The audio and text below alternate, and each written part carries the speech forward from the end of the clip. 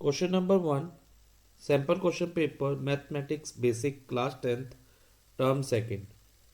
इस क्वेश्चन में हमसे क्या पूछा? Find the roots of quadratic equation 3x² minus 7x minus 6 is equal to 0। बेटा, जब भी हमें रूट्स फाइंड करने हो क्वाड्रेटिक इक्वेशन के, तो हम इसको दो मेथड से फाइंड कर सकते हैं रूट्स को। फर्स्ट इज क्वाड्रेटिक फॉर्मूला और दूसरा होता है बेटा हमारा फैक्टराइजेशन मेथड। तो बेटा क्वाड्रेटिक, पहले मैं क्वाड्रेटिक फॉर्मूला एक्सप्लेन करूंगा, देन फैक्टराइजेशन मेथड। तो हमारे पास इक्वेशन क्या है बेटा? 3x² minus 7x minus 6 is equal to 0। और general form of quadratic equation क्या होती है? ax² plus bx plus c is equal to 0। तो क्वाड्रेटिक फॉर्मूला में सबसे पहले बेटा हम d निकालते हैं। d stand for discriminant. Okay, d का फॉर्मूला होता है b² माइनस 4ac। उसके बाद बेटा हम रूट्स निकालते हैं, यानी कि x की वैल्यू। उसके लिए हमारे पास ये फॉर्मूला है minus B plus root D upon 2a और minus B minus root D upon 2a। Okay, तो ये x की दो वैल्यूज मैक्सिमम आ सकती है क्वाड्रेटिक इक्वेशन के केस में। तो बेटा सबसे पहले हम d निकालते हैं। d में बेटा b की वैल्यू क्या है? bx को अगर आप माइनस 7x से कंपेयर करो तो b की जगह आपको माइनस 7 दिखेगा। यस सर, माइनस 7 ही दिख रहा है। तो आप b की जगह माइनस 7 डाल दो। Minus 4ac। अब ax² को अगर आप 3x² से कंपेयर करते हो तो a की जगह आपको क्या दिख रहा है बेटा? 3 दिख रहा है ना, तो a की जगह 3 डाल देंगे। और c को अगर आप c यानी कि कांस्टेंट टर्म को इससे कंपेयर करो, इस इक्वेशन, गिवन इक्वेशन की कांस्टेंट टर्म से, तो c की जगह क्या है बेटा? माइनस 6। आप देखो बेटा, माइनस 7 का square, minus 7 into minus 7, 7 into 7 तो 49 हो गया, और माइनस माइनस प्लस 49। अब माइनस 4 मल्टीप्लाई बाय 3 12, और 12 6 द 72। तो यहाँ पर हमारे पास माइनस 72 हो गया। अब 49 माइनस माइनस प्लस 72, और इनको बेटा 49 और 72 को ऐड करोगे ना, यू विल गेट 121। तो d की वैल्यू हमारी कितनी आ गई? d इज इक्वल टू आ गया 121। अब हमने रूट्स निकालने, यानी कि x की वैल्यू। तो उसके लिए बेटा हमारे पास फॉर्मूले, ये दो फॉर्मूलाज हैं। एक है minus B plus root D upon 2a और minus B minus root D upon 2a। क्योंकि क्वाड्रेटिक इक्वेशन में तो इसमें मैक्सिमम हम 2 जीरोस आ सकते हैं। सो बेटा अब हम वैल्यूज डालते हैं। देखो बेटा, b की जगह क्या आएगा? माइनस 7 है ना, b इज इक्वल टू क्या है? माइनस 7।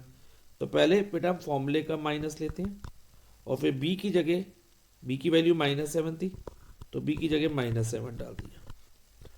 अब प्लस रूट डी, d कितना है बेटा? 121 फाइंड किया हमने, तो 121 अंडर रूट में आ जाएगा अपॉन 2a, यानी कि 2 मल्टीप्लाई बाय a की वैल्यू। a की वैल्यू क्या थी बेटा? 3।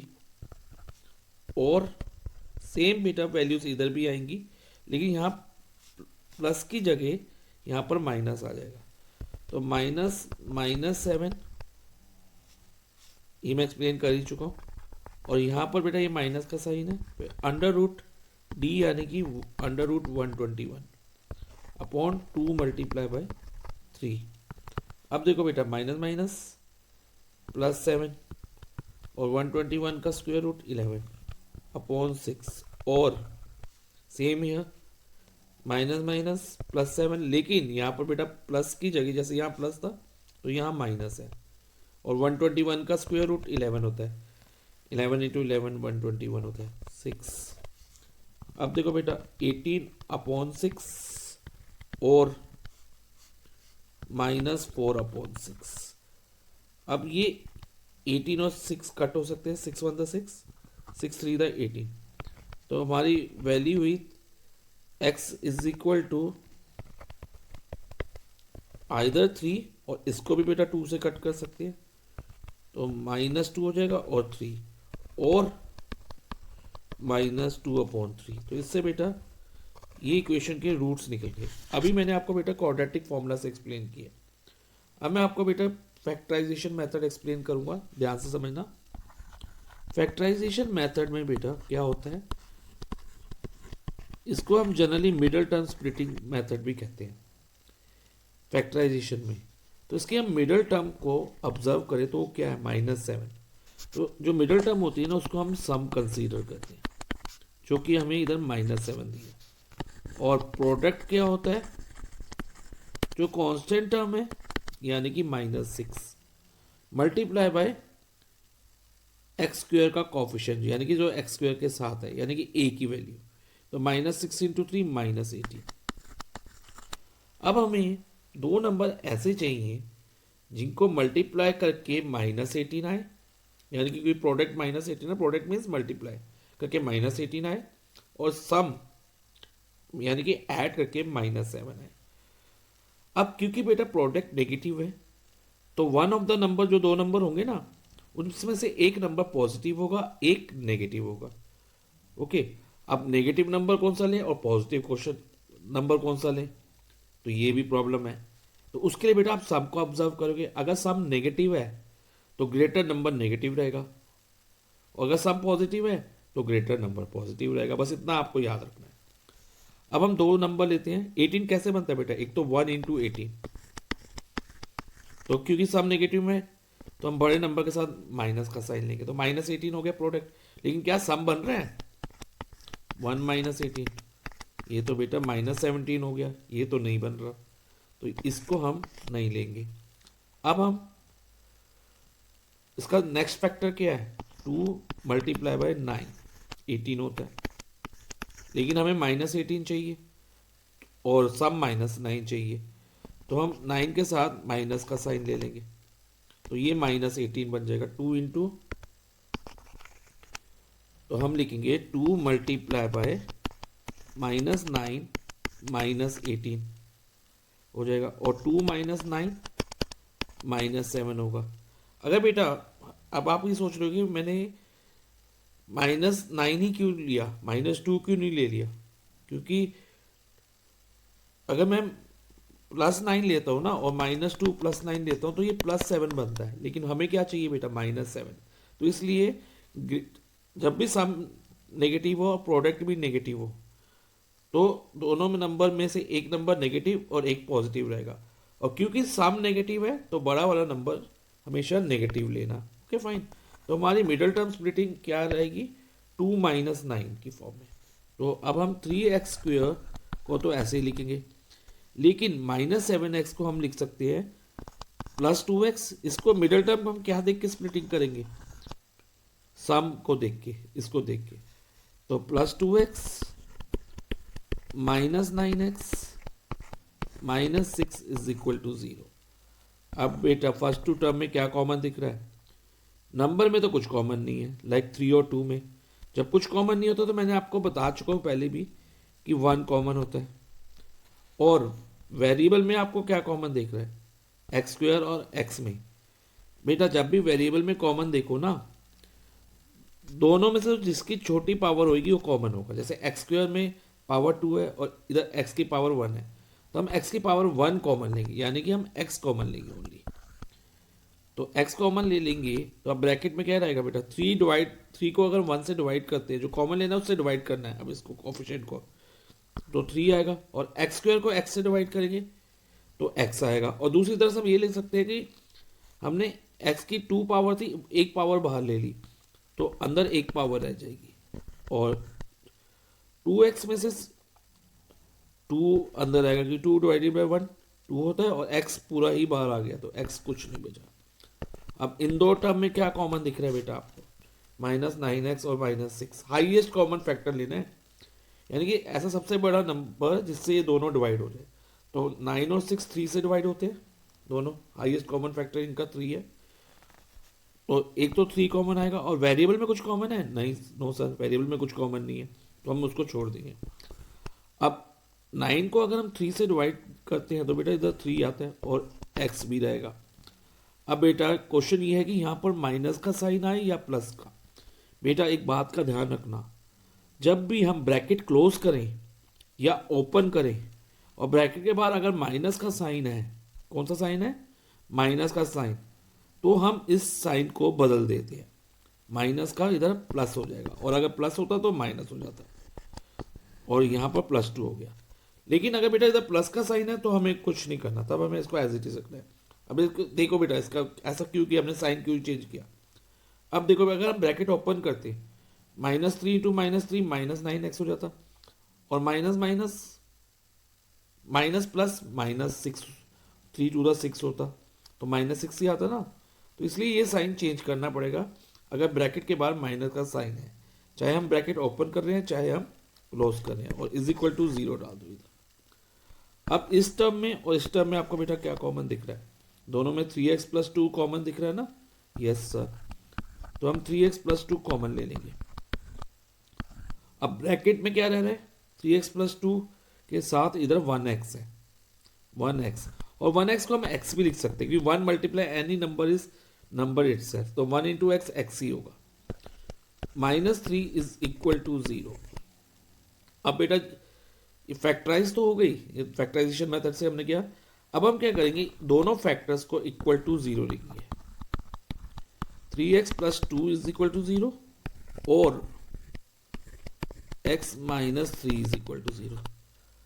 अब 3x +2 0 के साथ जाके -2 होगा, और इधर सेम यह -3 0 के साथ जाके +3 हो जाएगी, इधर -2 हो गया। अब x क्या होगा बेटा, -2, इधर 3, x का मतलब 3 × x, इधर 3 डिवाइजर में आ जाएगा। सो x की वैल्यू हो गई आइदर -2/3 और x = 3। दोनों मेथड से बेटा आंसर सेम आएगा। ओके, तो इस तरह से हम रूट्स निकाल सकते हैं ऑफ क्वाड्रेटिक इक्वेशन। बेटा हमारे पास क्वेश्चन नंबर 2 का और पार्ट है, सेकंड पार्ट और sample question paper mathematics basics class 10 term 2 का। ओके, इसमें हमें कहा गया है कि फाइंड द वैल्यूज ऑफ के, हमें के की वैल्यू फाइंड करनी है, for which the quadratic equation 3x² + kx + 3 = 0 has real and equal roots. तो इक्वेशन हमें दिया 3x² + kx + 3 = 0। बेटा for real and equal root, D की कंडीशन क्या होती है, for real and equal root, for real and equal root D must be equal to 0, D 0 के equal होने चाहिए। अगर लेकिन बेटा अगर डी <0 है तो नो रियल रूट एग्जिस्ट, अगर डी >0 है तो real and 2 distinct root exist, मतलब रियल तो होंगे लेकिन 2 अलग अलग रूट लिखेंगे। लेकिन इक्वल रूट होने के लिए D must be equal to 0, real and equal root होने के लिए। तो यानी कि अब हम इस क्वेश्चन में डी फॉर डिस्क्रिमिनेंट निकालेंगे। अब डी का फॉर्मूला क्या है बेटा, डी का फॉर्मूला होता है b² - 4ac। अब b इधर क्या है, इसको इस क्वाड्रेटिक इक्वेशन की जनरल फॉर्म से कंपेयर करो। bx को अगर आप kx से कंपेयर करते हो तो b की जगह आपको k दिखेगा, तो b की जगह हम k लिख देंगे, b² का k² बन गया, -4ac। अब a की वैल्यू लेने के लिए बेटा ax² को 3x² से कंपेयर करो। अब आपको a की जगह क्या दिख रहा है बेटा, 3 दिख रहा है ना, तो ×3 हो जाएगा, और c फॉर कांस्टेंट टर्म +3 है, तो यहाँ पर +3 आ जाएगा। फाइन, अब इधर बनेगा हमारे पास k² और 4 3 दा 12, 12 3 दा 36, k² - 36। अब क्योंकि हमें क्वेश्चन में मेंशन है कि equation has real and equal root, तो हम स्टेटमेंट लिखेंगे। बेटा इस बार स्टेटमेंट मोस्ट इंपॉर्टेंट है बिकॉज ये आपका सब्जेक्टिव पेपर है, तो इसमें स्टेप वाइज मार्किंग होगी, तो स्टेटमेंट का खास ध्यान रखना। For real and equal roots, real and equal roots d must be equal to 0, d किसके इक्वल होना चाहिए, 0 के। तो बेटा अगर मैं d क्या निकला, k² - 36 इसको इक्वल टू 0 लिख देते हैं। फाइन, अब हमने k की वैल्यू फाइंड करनी है, तो बेटा k² क्या होगा, अब -36 जीरो के साथ जाके +36 हो जाएगा, और के स्क्वायर इज इक्वल टू 36 हो गया। And what would be the value of के की वैल्यू बेटा, इधर का स्क्वायर है तो हम इधर का स्क्वायर रूट ले लेते हैं, और इधर हम प्लस और -36 लेंगे। बेटा आप ये सोच रहे हो कि यहाँ प्लस माइनस हम क्यों ले रहे हैं, वाई आप प्लस ही क्यों नहीं ले रहे? तो बेटा जब भी हम क्वाड्रेटिक इक्वेशन में दो स्क्वायर हो, के स्क्वायर और -36 का 6 का स्क्वायर है, देखो के स्क्वायर -6 स्क्वायर 36 को हम 6 स्क्वायर लिख सकते हैं, यस सर। के +6 इसको और के -6 हो जाएगा, ये ए स्क्वायर माइनस बी स्क्वायर की प्रॉपर्टी से।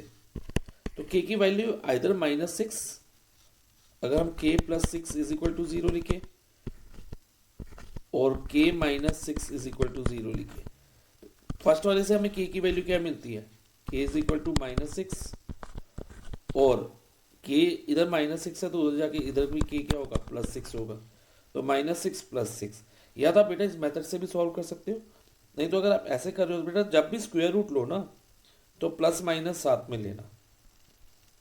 अब के की वैल्यू क्या रहेगी बेटा, के की वैल्यू रहेगी के इज इक्वल टू ±√6, यानी कि के की वैल्यू +√6 भी हो सकती है और -√6 भी हो सकती है for real and equal root. बेटा क्वेश्चन नंबर 2 में हमें कहा गया 3 क्यूब्स है, each of volume 64 cubic centimetre, are joint end to end, उनको ज्वाइन किया गया end to end to form a cuboid, एक क्यूबॉइड फॉर्म करा उनको ज्वाइन करके।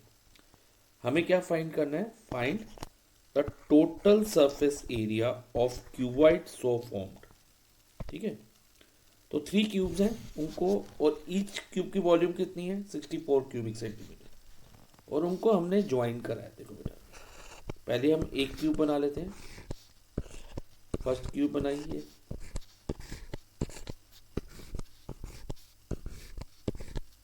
फिर एक दूसरी क्यूब बनाते हैं,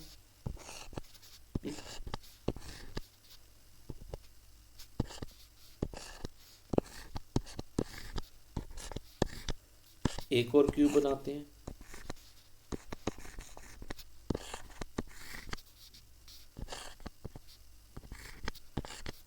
तो ये 3 क्यूब बन गई, फाइन। और ईच क्यूब की वॉल्यूम, इसकी वॉल्यूम 64 क्यूबिक सेंटीमीटर है, इसकी भी 64 क्यूबिक सेंटीमीटर है, और तीसरी क्यूब की भी 64 क्यूबिक सेंटीमीटर है, और उनको हमने एंड टू एंड ज्वाइन किया, मतलब एक दूसरे से इस तरह से ज्वाइन कर दिया, इसका एंड हुआ, इसके एंड पे दूसरी को क्यूब ज्वाइन कर दी, फिर दूसरी क्यूब के एंड पे तीसरी क्यूब ज्वाइन कर दी, तो ऐसे हमने 3 क्यूब ऐड कर ज्वाइन करी है। तो सबसे पहले बेटा इसका, और हमें इसका फाइंड क्या करना है, टोटल सरफेस एरिया। तो इस क्वेश्चन में सबसे पहले हम क्या करेंगे, इसकी साइड फाइंड करेंगे, इस क्यूब, एक क्यूब की, क्योंकि सबकी वॉल्यूम 64 क्यूबिक सेंटीमीटर, तो सबकी साइड भी सेम होगी, तो हम लिख देंगे let the side of each cube be X, side of each cube is equal to X, और वॉल्यूम हमें कितनी दी है बेटा, volume of each cube is 64 cubic centimetre. Okay, अब वॉल्यूम का फॉर्मूला क्या होता है, volume of cube side cube, यानी कि एक्स क्यूब हो जाएगा इज इक्वल टू 64। अब बेटा जब भी LHS में क्यूब हो तो हम, और हमें एक्स क्यूब है जैसे, और एक्स की वैल्यू हमें निकालनी है, तो हम क्या करेंगे, RHS में जो नंबर होगा उसका क्यूबिक रूट कर लेंगे, यानी कि क्यूबिक रूट ऑफ 64 हो जाएगा। अब 64 का क्यूबिक रूट कैसे निकलेगा, प्राइम फैक्टराइजेशन करके, 2, 32, 2, 16, 2, 8, 2, 4, 2, 2 और 1। अब बेटा क्यूब रूट निकालते वक्त हम 3 की ग्रुपिंग करते हैं, तो 3 का एक ट्रिपलेट बन रहा है, और एक और ट्रिपलेट हमारे पास बन रहा है 2 का, तो 2 के 2 ट्रिपलेट्स हो गए। ठीक है, तो इसका क्यूब रूट क्या होगा, 2 × 2 इज इक्वल टू 4, तो x की वैल्यू हमारी 4 आ गई, यानी कि side of the cube, her cube की साइड 4 सेंटीमीटर। तो अगर हम देखें ना, तो ये साइड है 4 सेंटीमीटर, इस क्यूब, पहले क्यूब की बात कर रहा हूँ मैं, तो उसकी ये भी 4 सेंटीमीटर रहेगी साइड और हाइट भी 4 सेंटीमीटर।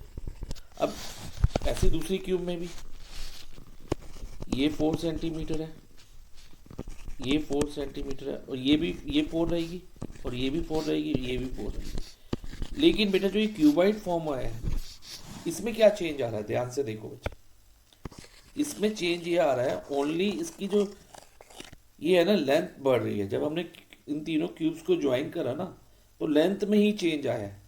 देखो बेटा ब्रेथ और हाइट, ब्रेथ ब्रेथ और हाइट सेम ही आ रही है। ध्यान दो बेटा, देखो ब्रेथ और हाइट 4 सेंटीमीटर ही है। क्यूबाइड फॉर्म होने में लेंथ में ही चेंज आया ओनली। अब लेंथ क्या होगी, length of the cuboid 4 plus 4 plus 4, 3 बार 4 को प्लस कर लो, 4 प्लस 4 प्लस 4, या फिर इसको हम 3 इंटू 4 भी लिख सकते हैं, तो 12 सेंटीमीटर। लेकिन ब्रेथ ऑफ द क्यूबाइड में कोई चेंज नहीं आया। क्यूबाइड की ब्रेथ तो 4 ही है ना बेटा, यस। हाइट भी 4 रहेगी जो क्यूब्स की थी, क्योंकि क्यूब को ज्वाइन करने पे क्यूबाइड बना और क्यूबाइड की सिर्फ लेंथ में ही डिफरेंस है, ब्रेथ और हाइट 4 ही रहेगी। अब हमने फाइंड क्या करना था बेटा, total surface area of cuboid so form. अब T S A of cuboid का फॉर्मूला होगा बेटा, इसका फॉर्मूला आपको याद रखना होगा, is equal to 2 LB plus BH plus HL, यानी कि 2 multiply by length into breadth, length multiply breadth plus breadth multiply height plus height multiply length. अब वैल्यू सब्स्टिट्यूट करते हैं, तो 12 मल्टीप्लाई बाय 4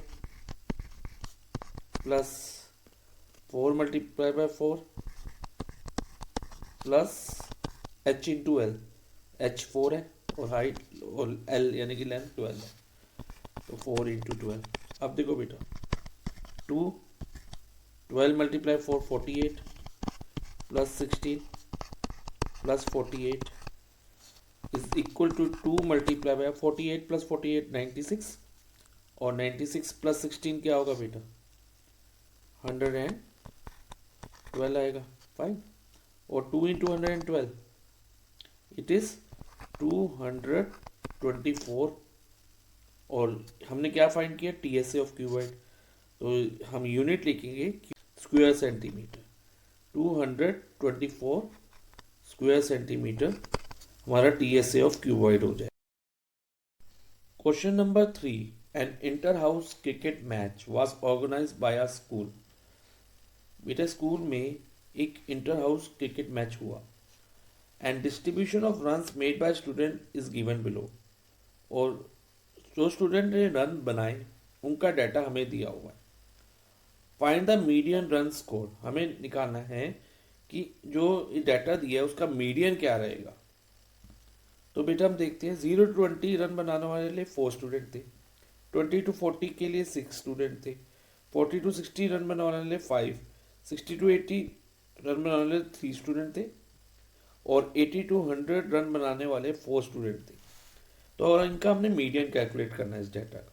तो मीडियन कैलकुलेट करने के लिए बेटा हम less than type cumulative frequency निकालेंगे। 2 टाइप की क्यूमुलेटिव फ्रीक्वेंसी होती है, एक लेस देन टाइप और एक मोर देन टाइप। तो मीडियन के लिए हम लेस देन टाइप ही लेते हैं। तो इसमें लेस देन 20 यानी कि 20 से कम वाली कितने स्टूडेंट्स हैं बेटा 4, तो हम इधर 4 लिख देंगे। अब लेस देन 40 में क्या होगा बेटा, 4 और 6 दोनों इंक्लूड हो जाएंगे, यानी कि 4 प्लस 6 10। अब लेस देन 60 में 4 प्लस 6 प्लस 5, यानी कि 4 प्लस 6 10 आया था, और 10 में हम 5 जोड़ देंगे तो 50। अल्टीमेटली हम क्या कर रहे हैं बेटा, हम इनको ऐड करते जा रहे हैं, एक एक फ्रीक्वेंसी को उसमें क्यूमुलेट करते जा रहे हैं, ऐड करते जा रहे हैं पीछे वाली फ्रीक्वेंसी के टोटल में। अब 5 प्लस 3 18, लेस देन 80 में 18 आ जाएगा, फिर 18 प्लस 4 22, ओके बेटा। तो लेस देन 100 22 है, और इसका भी टोटल देख लो बेटा, ये 22 ही आना चाहिए, 10 15 18 और 22। सबसे पहले बेटा मीडियन निकालने के लिए हम n/2 निकालेंगे।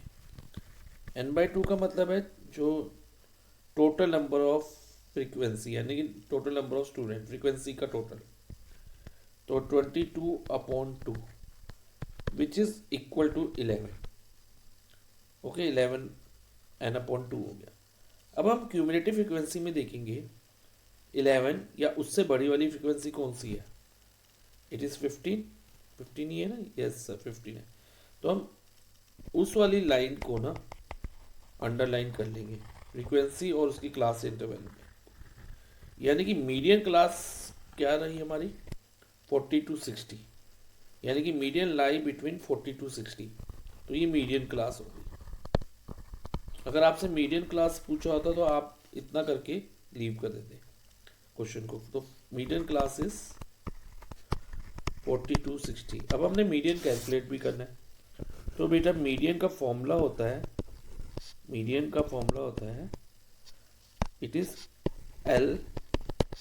L means lower limit of median class plus n/2 जो हमने यहाँ निकाला, ओके, n/2 जो हमने ये निकाला 11 minus C F means cumulative frequency जो मीडियन क्लास से पहले वाली, यानी कि सी एफ हम ये लेंगे 10। याद रखना सी एफ कौन सी लेनी है, जो मीडियन क्लास से आई है ना उसके पीछे वाली क्यूमुलेटिव फ्रीक्वेंसी अपॉन एफ, और एफ हमें ये वाली लेनी है मीडियन क्लास की फ्रीक्वेंसी इंटू एच। एच क्या होता है बेटा, क्लास साइज यानी कि जो इनकी जैसे 0 to 20 में 20 का डिफरेंस है, सब में 20 का है, तो इसमें क्लास साइज एच 20 रहेगा। ओके, अब हम वैल्यूज डालते हैं। एल 40 है, lower limit of median class, और n/2 हमने अभी निकाला, क्या निकाला 11 प्लस माइनस सी एफ कितना है 10 है, अपॉन एफ यानी कि फ्रीक्वेंसी 5 दी है, और ये कितना दिया बेटा एच यानी कि क्लास विद 20। अब हो जाएगा 40, 11 माइनस 10 इज 1/5 मल्टीप्लाई बाई 20। अब देखो बेटा ये और ये कट हो जाएगा, 20 डिवाइडेड बाई 5 4 हो गया, और 5 डिवाइडेड बाई 5 1 हो गया। तो 4/1, और 4 डिवाइडेड बाई 1 4 ही होता है ना, तो यहाँ पर हम 40 प्लस 4 कर देंगे, यानी कि 44। सो मीडियन रन कितने हो गए बेटा, so median run is equal to 44। The common difference of AP 4, 9, 14 if the first term changes to 6 and the common difference remains same, write the new AP। इस क्वेश्चन में बेटा हमें एक AP गिवन है 4, 9, 14 और उसका हमें कॉमन डिफरेंस फाइंड करना है फर्स्ट पार्ट में। तो कॉमन डिफरेंस क्या होता है बेटा, it is a difference between two consecutive term, like 9 और 4 का डिफरेंस, 9 माइनस 4 करें या 14 माइनस 9 करें, ये कॉमन डिफरेंस है। और क्योंकि ये AP है तो डिफरेंस जो है ना सेम रहेगा, कॉमन रहेगा, तो इसलिए हम इसे कॉमन डिफरेंस कहते हैं। कॉमन डिफरेंस को हम जनरली D से लेते हैं, तो इसमें कॉमन डिफरेंस हम 9 माइनस 4 करके भी निकाल सकते हैं, 14 माइनस 9 करके भी निकाल सकते हैं।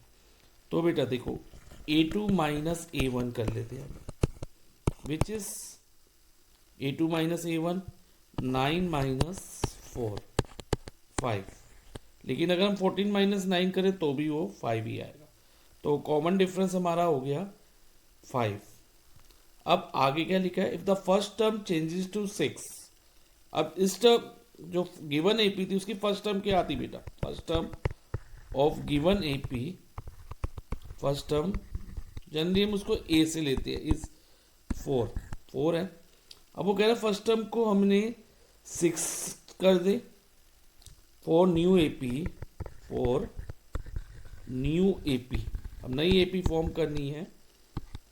फर्स्ट टर्म यानी कि A क्या होगी, 4 की जगह 6 हो जाएगी, और कॉमन डिफरेंस हमें सेम रखना है, common difference remain the same. यानी कि 5। तो न्यू एपी क्या फॉर्म होगी, ध्यान से समझना बेटा। तो फर्स्ट टर्म उसकी 6 हो गई, सेकेंड टर्म होगी 6 + 5 इज इक्वल टू 11। फिर थर्ड टर्म होगी 11 + 5, कॉमन डिफरेंस हम ऐड करते जाएंगे 16। और अगर हमें फोर्थ टर्म निकालनी है तो 16 + 5 इज इक्वल टू 21। तो ऐसे बेटा हम +5 ऐड करते जाएंगे। तो एपी क्या फॉर्म है, 6, 11, 16, 21 एंड सो ऑन। अब हम चेक कर सकते हैं इसकी फर्स्ट टर्म 6 है न्यू एपी की, यस, और कॉमन डिफरेंस सेम रह रहा है यानी कि 5 है। अगेन 11 - 6 करो बेटा 5, 16 - 11 करो तो भी 5, 21 - 16 करो तो भी 5। तो इसका मतलब न्यू एपी हमने करेक्ट फॉर्म करी है। So new AP is 6, 11, 16, 21।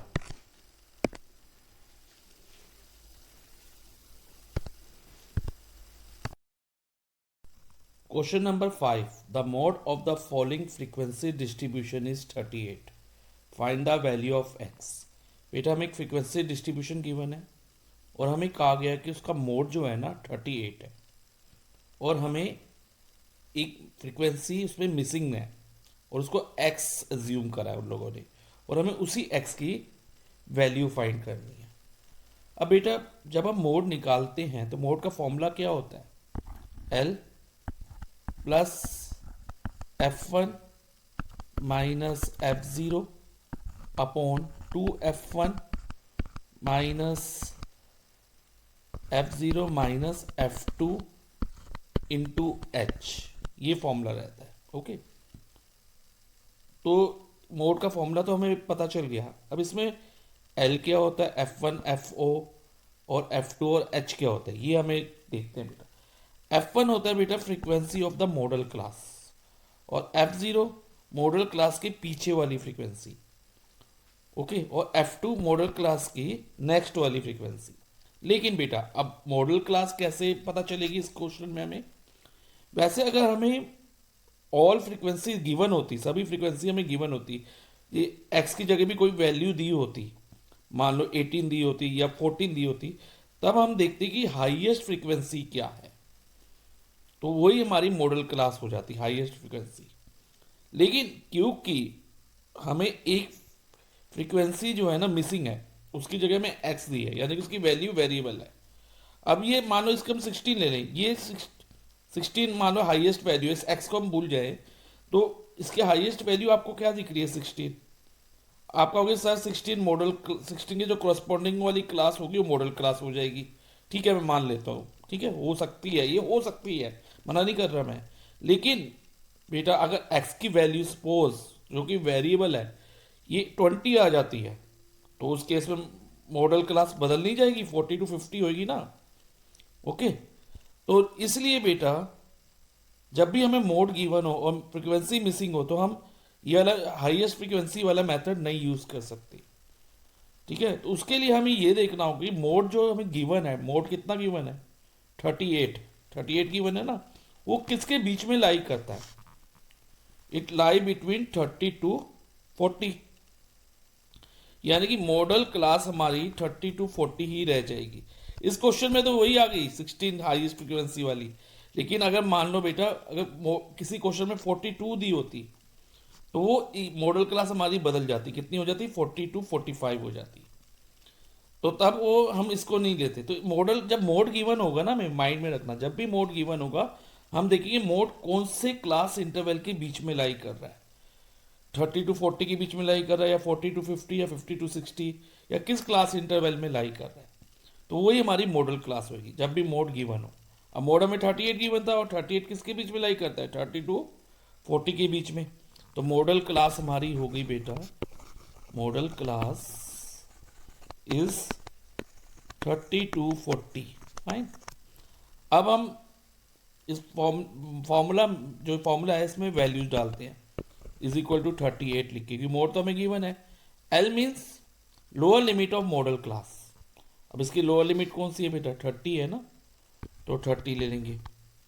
F1, और आप ये F1 F0 और F2 क्या है बेटा, F1 होती है मॉडल क्लास वाली फ्रीक्वेंसी, F0 होती है जो मॉडल क्लास से बिफोर पहले आती है, उसे हम F0 लेते हैं, और मॉडल क्लास के आफ्टर वाली फ्रीक्वेंसी मीन बाद वाली फ्रीक्वेंसी, उसको हम F2 कंसीडर करते हैं। ओके, अब हमें सारी वैल्यूज मिल गई, और H क्या होगा, क्लास साइज 30 to 40 जैसे 10 है।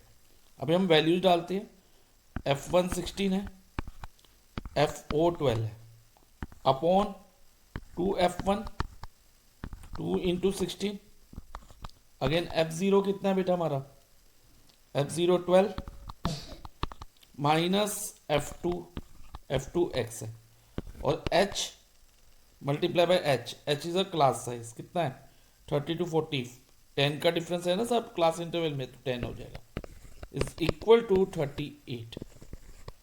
अब देखो बेटा नेक्स्ट स्टेप क्या होगा। अब सबसे पहले जो ये 30 है ना, इसको हम 38 के साथ शिफ्ट करेंगे, और बाकी हम यहाँ सॉल्व करेंगे। देखो 16 minus 12 4, 2 into 16 32, 32 minus 12 minus x into 10 is equal to 38 minus 30।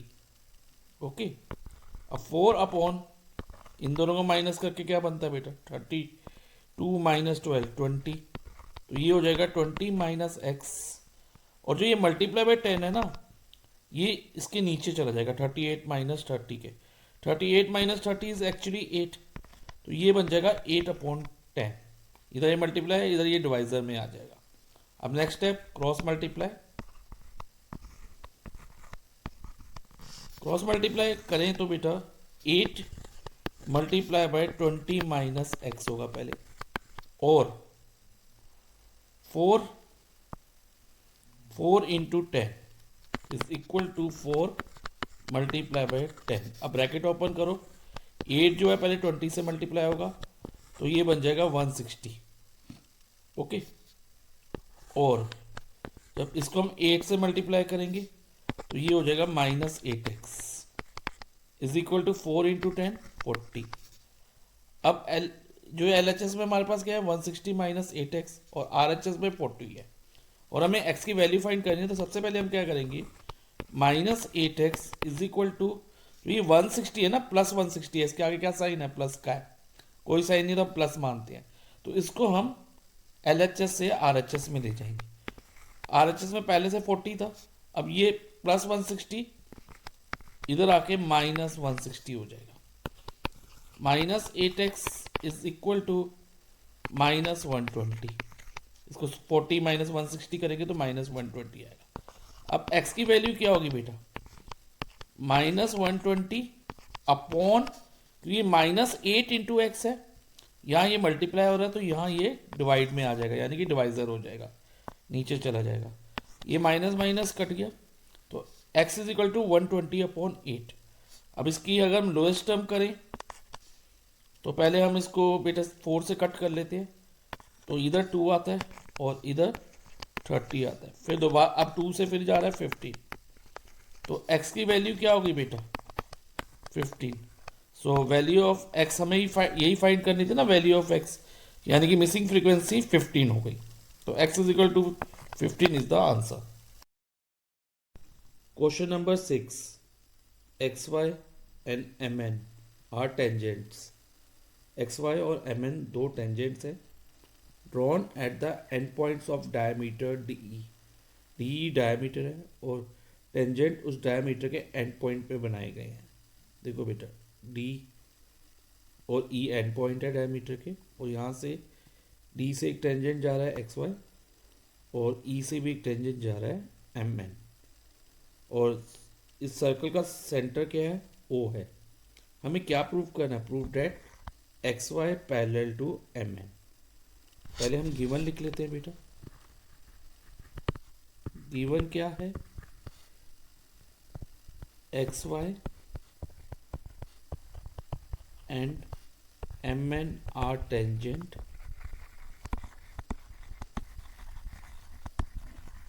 to a circle with centre O, with centre O and diameter D E, और उसका डायामीटर हमें कितना क्या गिवन है, डी ई, ये हमें गिवन है बेटा। अब हमें प्रूफ क्या करना है, to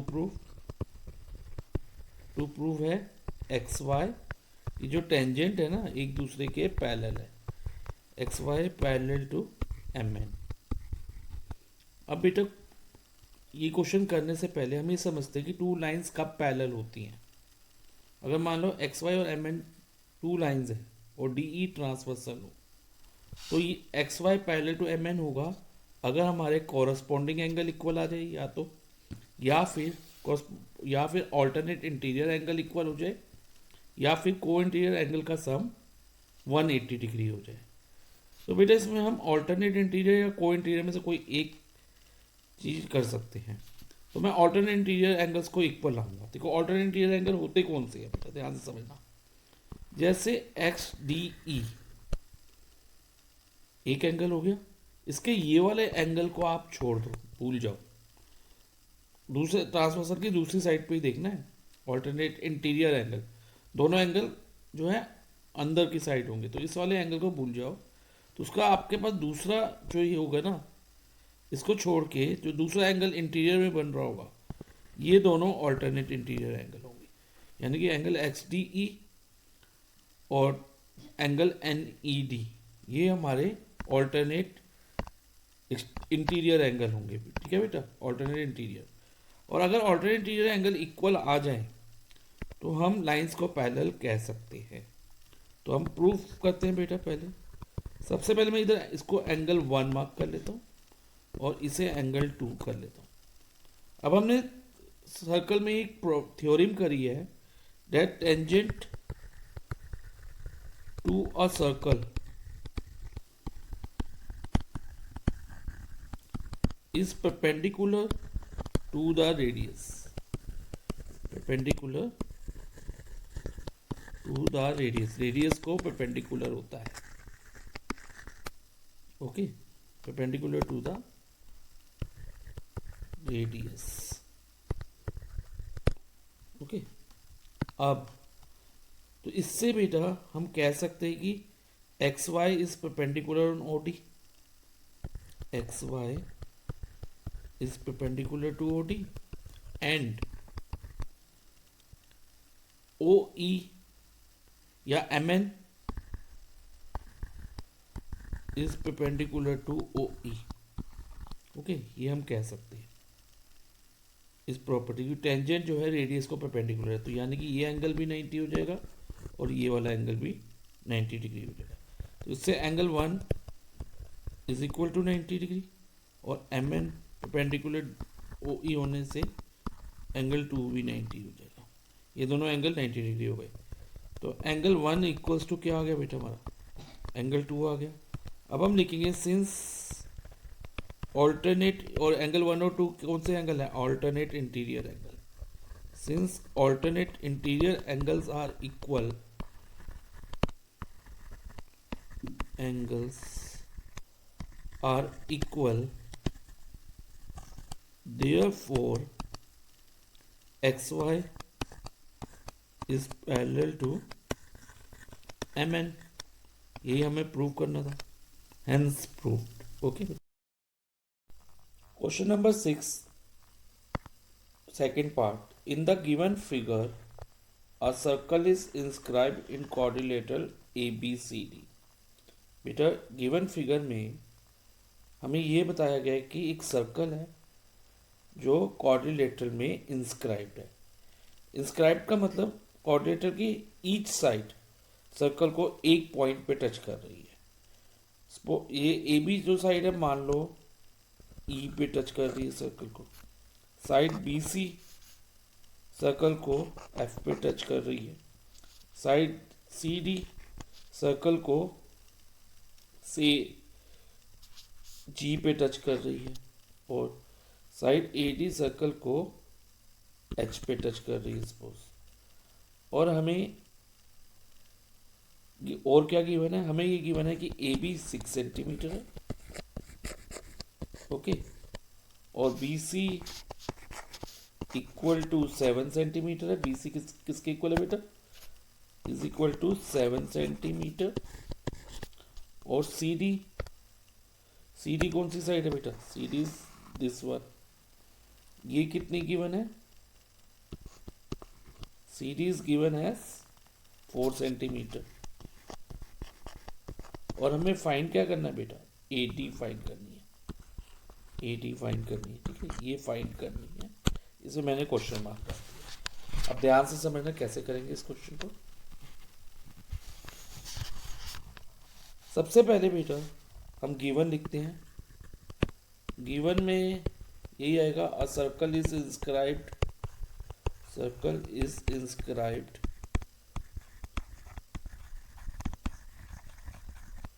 in quadrilateral ABCD,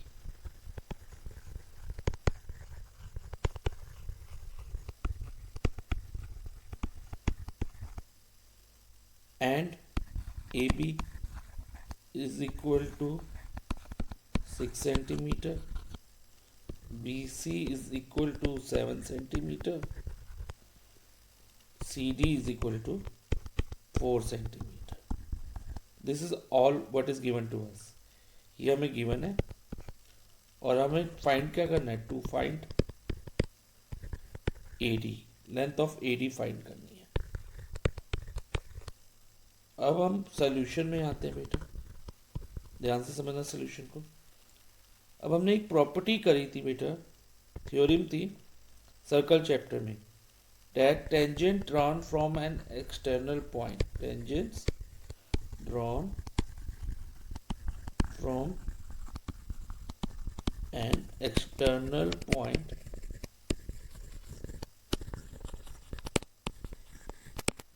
to a circle are equal. A circle are equal. अब हम टेंजेंट कौन कौन से जा रहे हैं बेटा एक्सटर्नल पॉइंट में? पहले हम पॉइंट ए से देखते हैं। पॉइंट ए से दो टेंजेंट जा रहे हैं बेटा, कौन से? A H is equal to A E, A H equals to A E. एक टेंजेंट ये हो गया और इसे हम इक्वेशन 1 मान लेंगे। ओके बेटा। अब नेक्स्ट बी से कौन से दो टेंजेंट जा रहे हैं? एक तो जा रहा है बेटा बी ई और बी एफ, बीई और बी एफ। अब देखना बेटा, ये ध्यान देना है, ए की लाइन में हमारे पास बीई आना चाहिए ताकि हमें ए बी मिल जाए, क्योंकि ए बी की लेंथ हमें गिवन है ना 6 सेंटीमीटर।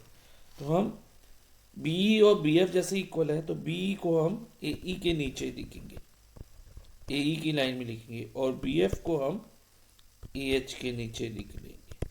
फाइन। और इसे इक्वेशन 2 कंसीडर करेंगे। नेक्स्ट, अब बी से हो गया। सिमिलरली हम सी से दो टेंजेंट जा रहे हैं, एक जा रहा है सी जी, देखो बेटा, और सी एफ। अब सी जी और सी एफ टेंजेंट है। सी एफ किसकी लाइन में है बेटा? बी एफ के साथ है ना, बी एफ की स्ट्रेटनेस में है, देखो। तो हम सी एफ को बी एफ के लाइन में लिखेंगे जहाँ बी एफ आ रहा है, ताकि बी एफ और सी एफ को हम ऐड करें तो हमें बी सी मिल जाए, क्योंकि बी सी की भी लेंथ हमें दी हुई है। तो B F plus C F हमारा बी सी हो जाएगा। और सी एफ किसके इक्वल है बेटा? सी जी के। तो सी जी इधर आ जाएगा हमारा। Fine. C G, take it as equation 3। और डी से दो टेंजेंट कौन से बेटा? D G and D F. अब डी जी किसके साथ आएगा? सी जी के साथ, ताकि हमें सी जी प्लस डी जी करके डी सी मिल जाए। तो हम यहाँ पर सी जी के नीचे डी जी लिख देंगे और D G is equal to D H. अब देखो बेटा, डी एच और ए एच एक लाइन में आ रहे हैं, और डी एच और ए एच क्या बनाएंगे? ए डी, जो हमें फाइंड करना है। तो ये इक्वेशन 4 हो गई। अब नेक्स्ट क्या होगा बेटा? एडिंग इक्वेशन 1 2 3 4, चारों इक्वेशन को हमें ऐड करना है। Adding equation 1 2 3 and 4। कैसे ऐड करेंगे ध्यान से समझना बच्चे। ए एच प्लस डी एच एक साथ लिख लो, क्योंकि ये दोनों मिलके क्या बनाते हैं, ए डी, तो इनको हम एक साथ लिख लेते हैं, A H plus D H. Okay, now plus B F और सी एफ, बी एफ और C F makes B C, तो इनको एक साथ लिख लो, B F plus C F एक ब्रैकेट में लिख लो, इज इक्वल टू, ध्यान से समझना बेटा, ए ई प्लस बी ई, क्योंकि ए ई प्लस बी ई क्या बनाएगा, A B, A E plus B E एक ब्रैकेट में ले लो, ब्रैकेट क्लोज, प्लस और सी जी और डी जी, सी जी और डी जी कहाँ है बेटा, ये रहा सी जी और डी जी, इनको एक ब्रैकेट में ले लो, C G plus D G. Okay, अब देखो बेटा, A H plus D H, A H plus D H makes A D, plus B F plus C F B C बनाते हैं, और ए ई प्लस बी ई, ए ई और बी ई प्लस करके क्या बनता है बेटा, A B, plus C G plus D, C G plus D G, C G plus D G makes C D. तो ये रिजल्ट हमारे पास आ गया। एग्जाम में हो सकता है बेटा आपको यही प्रूव करने के लिए दे दे, ये कि A D plus B C is equal to A B plus D C, ऐसा ही क्वेश्चन बेटा प्रूव करने के लिए आपकी एनसीईआरटी बुक में भी है एक, तो ये भी आ सकता है बेटा टू प्रूव करने के लिए। लेकिन अब हमें एक आगे क्वेश्चन में दिया है, A B is equal to 6 centimetre, A B को 6 लिख दो, और सी डी कितनी दी है, सी डी 4 दी है, 6 प्लस 4, और बी सी 7 है, और ए डी कितनी है बेटा, ए डी हमें फाइंड करनी है तो उसको हम एक्स एज्यूम कर लेते हैं, fine.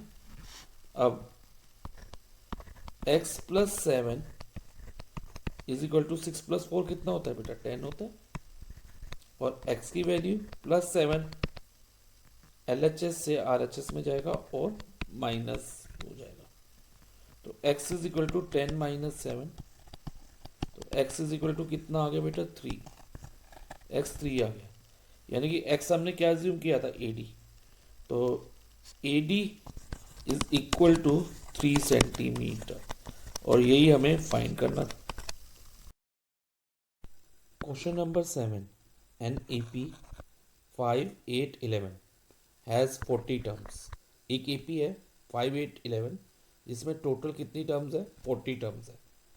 Find the last term, हमें क्या फाइंड करना है बेटा, लास्ट टर्म फाइंड करनी है, also find the sum of last 10 terms, और साथ में sum of last 10 terms find करना है।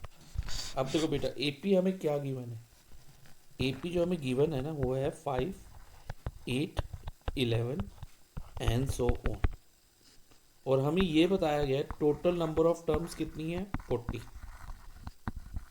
ओके, अगर हम ये A2, A3, A4 ऐसे करते करते जो लास्ट टर्म है ना बेटा वो A40 होगी, यानी कि, तो हमें क्या फाइंड करना है, पहले find the last term, last term find करनी है, तो लास्ट टर्म क्या रहेगी, टोटल 40 टर्म्स है, तो लास्ट टर्म होगी 40th term of this AP, कौन सी टर्म होगी, 40th term, that is A40।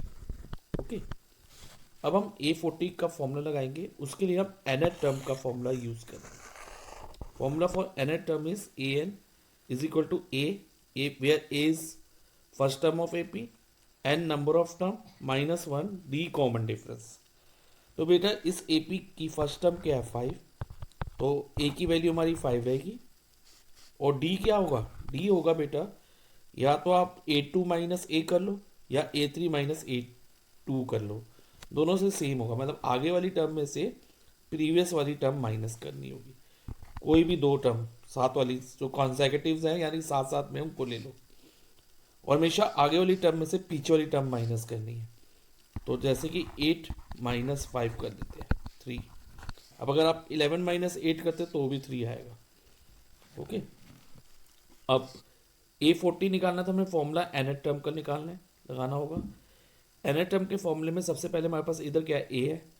a कितना हो गया 5 प्लस n-1, n कितना है बेटा, नंबर ऑफ टर्म 40 -1 और d यानी कॉमन डिफरेंस जो कि 3 फाइंड किया है हमने। अब इसको सॉल्व करना है बेटा। 5 प्लस 40 -1 इज 39 मल्टीप्लाई बाय 3। अब इसमें बेटा हम बोर्ड मास का रूल अप्लाई करते हुए पहले हम मल्टीप्लिकेशन करेंगे। ओके 39 इंटू 39 को 3 से मल्टीप्लाई करेंगे तो 39 मल्टीप्लाई बाय 3 इज 117। अब 5 प्लस 117 कितना होगा 122। So last term of AP यानी कि A40 हमारी क्या आई 122। अब देखो बेटा आगे हमें क्या फाइंड करना है, find the sum of last 10 term. अब लास्ट 10 टर्म कौन सी होंगी बेटा, ध्यान से समझना। A31 से लेके A40 तक, A31 से लेके A40 तक जो होगी ना वो लास्ट 10 टर्म होगी, लास्ट की 10 टर्म्स। तो और उनका हमें सम फाइंड करना है। तो उसके लिए पहले हमें क्या रिक्वायरमेंट होगी, Sn का फॉर्मूला देखो क्या होता है बेटा, n/2 2a प्लस n-1d। एक तो ये फॉर्मूला होता है, दूसरा फॉर्मूला होता है n/2 a plus l। a means first term of AP और l means last term of AP। तो इसमें फर्स्ट टर्म लास्ट 10 टर्म की बात करें, सिर्फ लास्ट 10 टर्म की बात कर रहा हूँ मैं, तो उसमें A31 जो है ना फर्स्ट टर्म मानी जाएगी। A31 क्या मानी जाएगी, फर्स्ट टर्म। और A40 जो मानी जाएगी हमारी लास्ट टर्म होगी। ओके लास्ट 10 टर्म के लिए फर्स्ट टर्म है, लेकिन लेकिन लेकिन जो गिवन AP है उसके लिए बेटा A31 ही मानी जाएगी, उसके लिए 31st टर्म ही होगी। तो जैसे ही हमने A40 फाइंड किया है ना, हमें A31 भी फाइंड करना होगा। तो A31 के लिए भी सेम फॉर्मूला रहेगा nth टर्म का। तो पहले हम A31 फाइंड करते हैं, सम फाइंड करने से पहले। A तो 5 है, इधर A की जगह 5 आएगा। n कितना बेटा 31, n 31 है ना, क्योंकि A31 हम निकाल रहे हैं। -1 इंटू डी कितना है 3 है। जो मेन AP है, जो गिवन AP थी उसका लेना है बेटा, ये ध्यान रखना। ये गिवन AP के लिए जो A31 है वो 31st टर्म ही है, लेकिन लेकिन लेकिन लास्ट 10 टर्म के लिए फर्स्ट टर्म मानी जाएगी। अब 5 plus 30 multiply by 3 is equal to 5 plus 30 multiply by 3 क्या होगा बेटा 90। हमेशा ध्यान रखना बेटा, बोर्ड मास के रूल के अकॉर्डिंग एडिशन से पहले मल्टीप्लिकेशन करनी होगी। Is equal to 95। अब हम लास्ट 10 टर्म का फॉर्मूला लगाते हैं। ओके एस फॉर सम, और मैं यहाँ पर एस के नीचे सफिक्स में लिख रहा हूँ लास्ट 10 टर्म, नीचे की तरफ बेटा लास्ट 10, एस यानी सम ऑफ लास्ट 10 टर्म्स। तो इसमें फॉर्मूला यही लगेगा n/2 a plus l, n यानी कि नंबर ऑफ टर्म जो कि 10 है, तो 10/2, और फर्स्ट टर्म यानी कि a, हम लास्ट 10 टर्म की बात कर रहे हैं तो A31 लास्ट 10 टर्म के लिए फर्स्ट टर्म मानी जाएगी। आखिरी की 10 टर्म में सबसे पहली टर्म कौन सी होगी A31, और A31 हमारा कितना आया बेटा 95, और लास्ट टर्म तो A40 ही रहेगी, और A40 भी हम बेटा फाइंड कर चुके हैं 122। अब इसको सॉल्व करें तो बेटा देखो ध्यान से, 10 divide by 2 is 5, so 5 multiply by, अब 95 प्लस 122 क्या होगा 2, 5 प्लस 2 7, यहाँ 7 आएगा पहले हमारे पास, 5 प्लस 2 7, 9 प्लस 2 11, 1 कैरी 217। ओके अब 5 मल्टीप्लाई बाय 217 क्या होगा 5 7 द 35, 3 कैरी 5 1 द 5 8, और 5 2 द 10 1085। तो सम ऑफ लास्ट 10 टर्म्स इज 1085। तो question number 8, a tree is broken due to storm in such a way that the top of the tree touches the ground and makes an angle of 30 degree with the ground. Length of the broken upper part of tree is 8 meter. Find the height of the tree find करनी है before it was broken. उसके टूटने से पहले उसकी height क्या थी वो हमें फाइंड करनी है.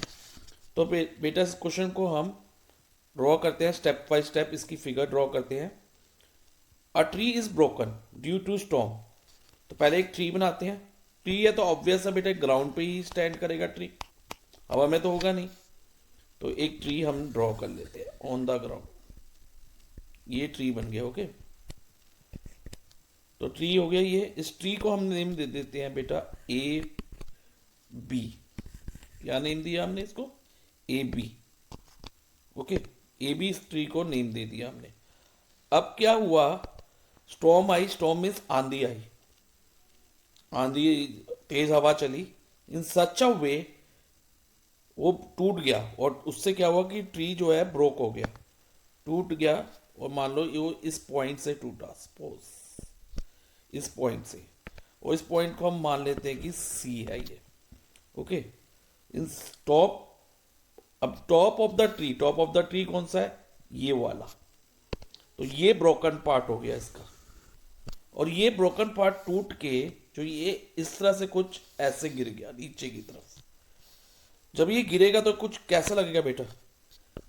इस तरह से टच. इसका जो टॉप था ना, ए वाला टॉप, वो टॉप यहां आ गया. यानी कि जो अब इसको, ये ए सी जो है इसके इस लाइन सेगमेंट के इक्वल है. ठीक है, और इसको यहां पर मैं डी नेम दे देता हूं. तो ए सी और सी डी जो है वो इक्वल रहेंगे. और उसके बाद जब ये टूट गया, उसका टॉप जो है ग्राउंड को टच कर रहा है. ये वाला टॉप यहां टच कर रहा है, डी पॉइंट पे टच कर रहा है. ठीक है, और उसने ग्राउंड जब वो टच करा and it makes an angle of 30 degree. तो उसने ग्राउंड के साथ, ग्राउंड ये रहा और ये इसका ब्रोकन पार्ट है ट्री का, तो उसने कितने डिग्री का एंगल बनाया बेटा? 30 डिग्री का एंगल ग्राउंड के साथ, विद द ग्राउंड. देखो लिखा हुआ इधर. अब आगे पढ़ो क्या लिखा क्वेश्चन में. Length of the broken upper part of tree is 8 metre. जो ब्रोकन अपर पार्ट था ना, अपर मीन्स ऊपर वाला पार्ट, और जो ब्रोकन पार्ट था, टूटा हुआ पार्ट कौन सा है? ये वाला. वो कितना था? 8 मीटर. और यही पार्ट नीचे गिरा है. ऑब्वियस है बेटा, जब यहां से टूटेगा, यहां से टूटा सी पॉइंट से और वो नीचे गिरा, तो ये ए सी और सी डी इक्वल रहेंगे, क्योंकि और सी डी भी हमारा 8 मीटर हो जाएगा. अब हमने फाइंड क्या करना है? Find the height of the tree before it was broken. मान लो अब ये टूटा ही नहीं है ट्री, तो उससे पहले वाली सिचुएशन बेटा हो जाओ उसकी टूटने. तो वो कैसा था? ए बी था. Total height of the tree before broken, टूटने से पहले जो उसकी हाइट थी वो ए बी थी. उसमें क्या ए बी थी, यानी कि ब्रोकन पार्ट भी होगा, और जो अनब्रोकन पार्ट, जो पार्ट नहीं टूटा, बी सी, उसको भी लेंगे. तो हम बी सी को बेटा एक्स मान लेंगे. ओके, बी सी को हम क्या मान लेंगे? जो पार्ट अनब्रोकन था, जो नहीं टूटा था, उसको एक्स मान लिया. अब total height of the tree क्या रहेगी? A B. तो अब हम गिवन लिखते हैं पहले. तो इसमें A B, height of the tree before it was broken. Height of tree before it was broken.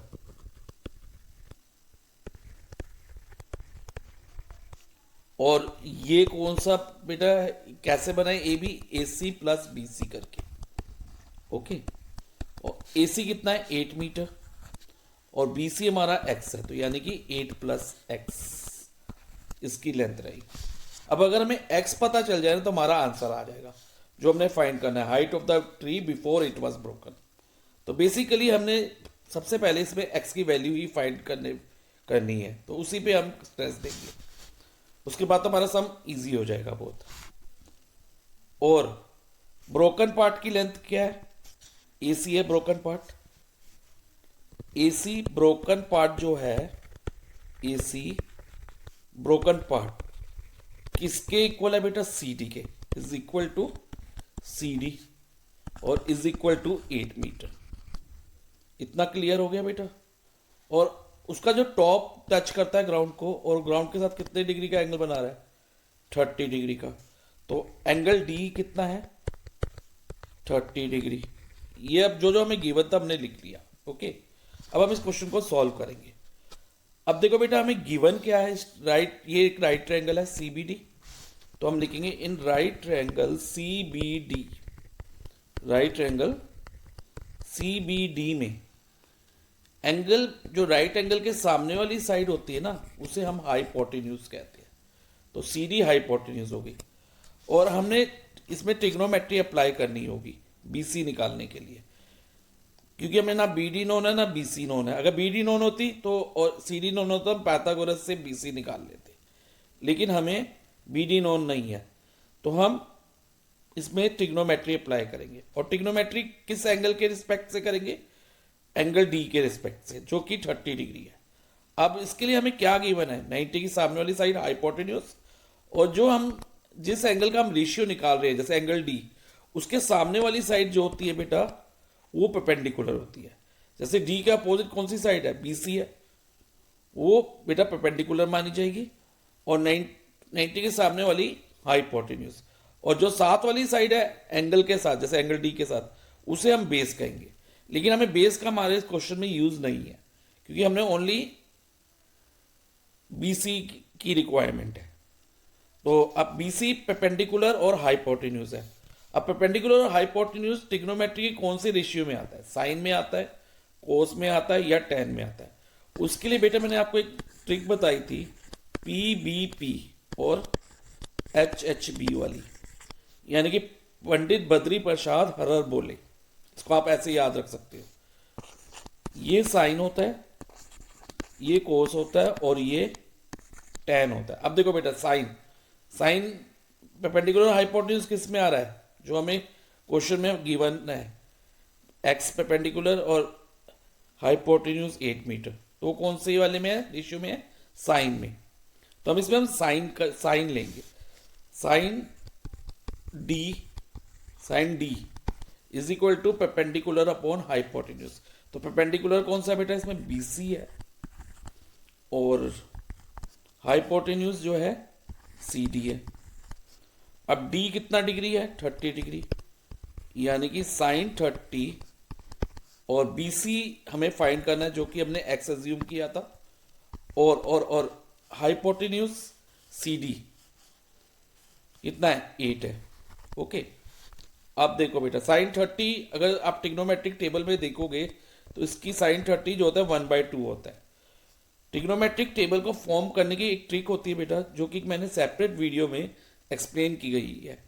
तो उस वीडियो का लिंक मैं बेटा आपको डिस्क्रिप्शन में प्रोवाइड करूंगा, you can watch from there. Okay, अब हम इस क्वेश्चन को आगे करते हैं। तो साइन 30 की जगह 1/2 हो गया, और इधर हो गया x/8। अब क्रॉस मल्टीप्लाई करो x की वैल्यू फाइंड करने के लिए।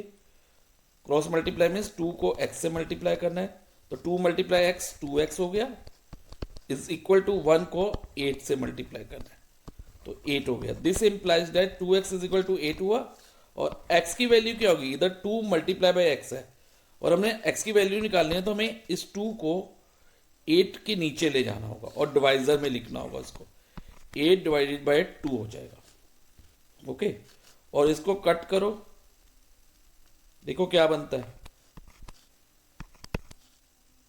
4 मीटर, यानी कि BC हमारा 4 मीटर आ गया। BC is equal to 4 metre, x की वैल्यू 4 मीटर होगी।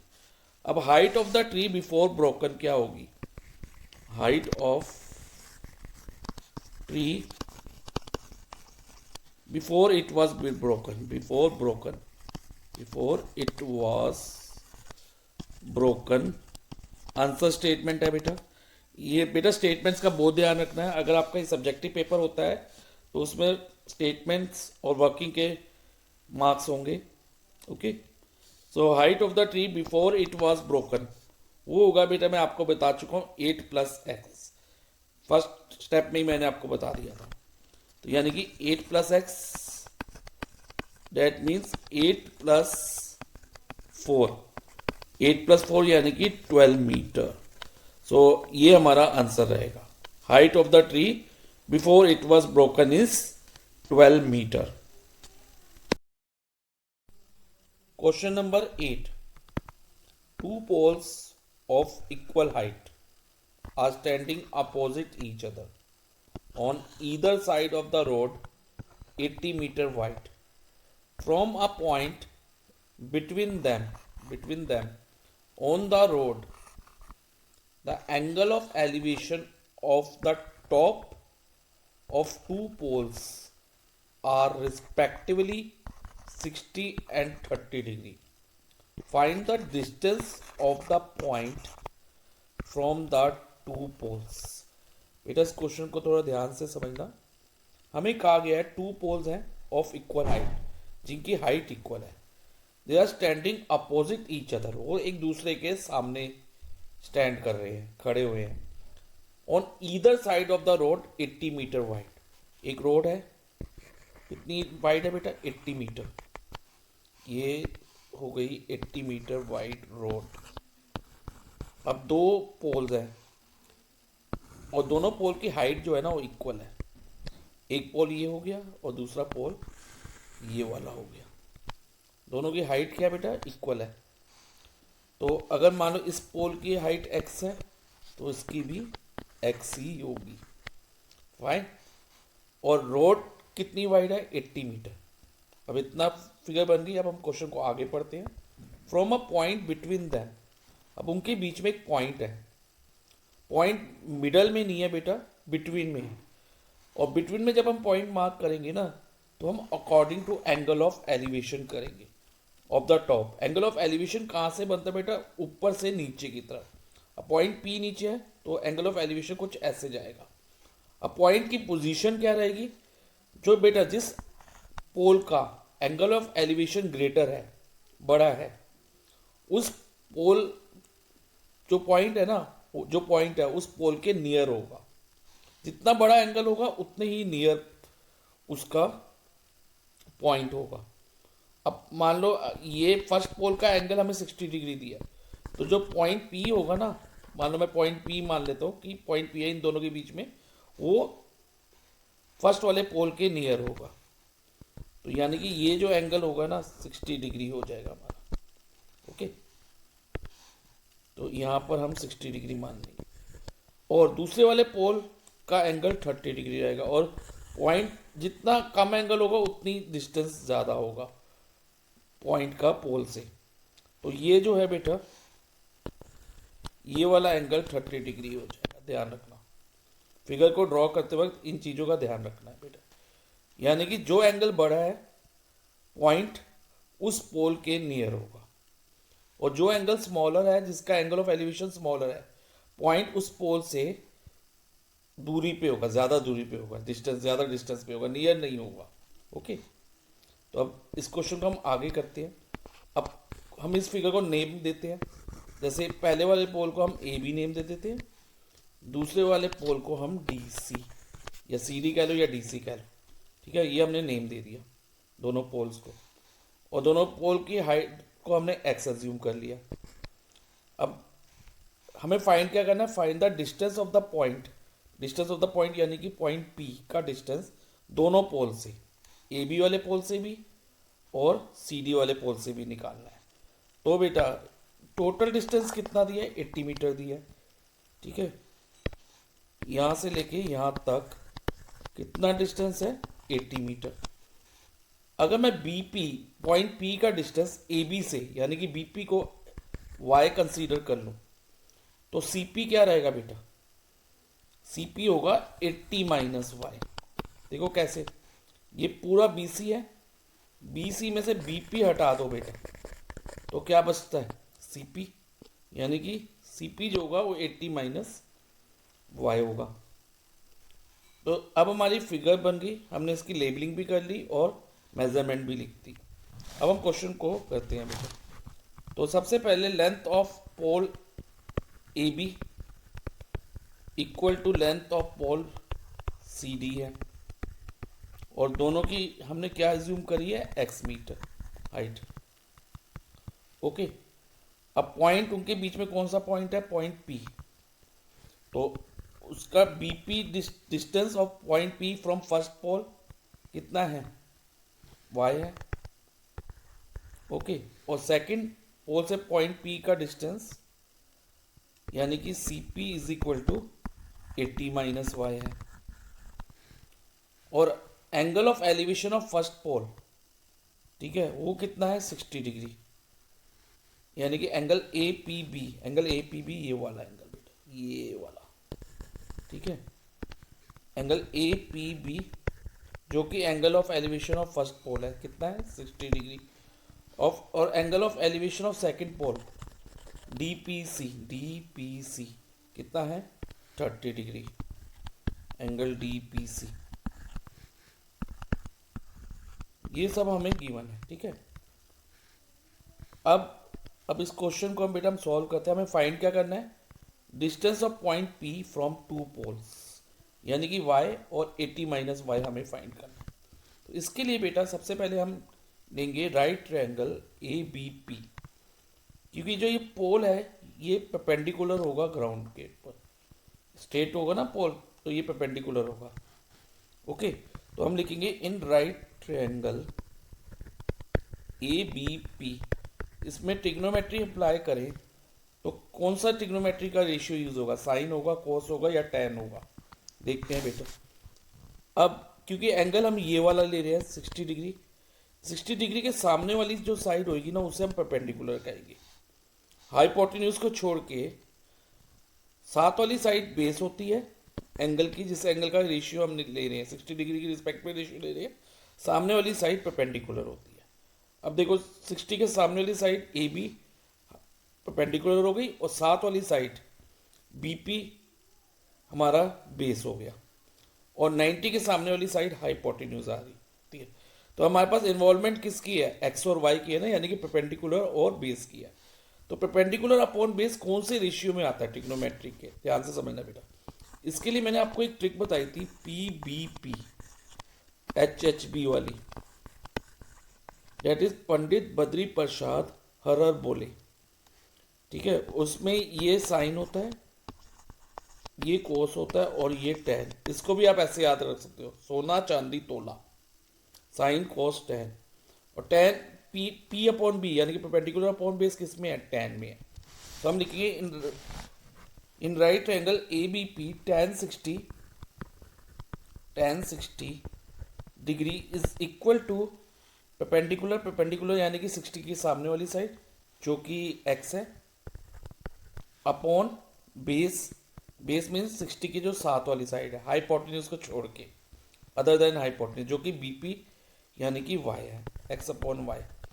अब tan 60 अगर बेटा ट्रिग्नोमेट्रिक टेबल में हम देखें या आपको ट्रिग्नोमेट्रिक टेबल लर्न हो तो उसकी वैल्यू होती है tan 60 की √3 is equal to x upon y होगा, फाइन।